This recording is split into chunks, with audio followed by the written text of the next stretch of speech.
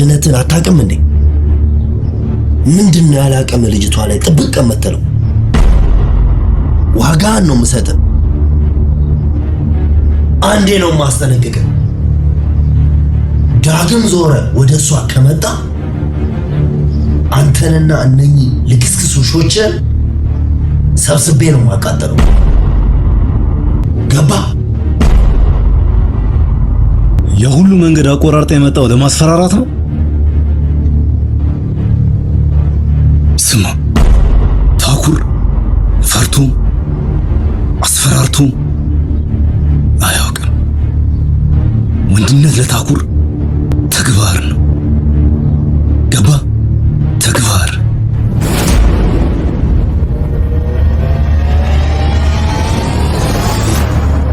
ነግሬሃለሁ። አንዴ ነው ማስጠነቅቅህ።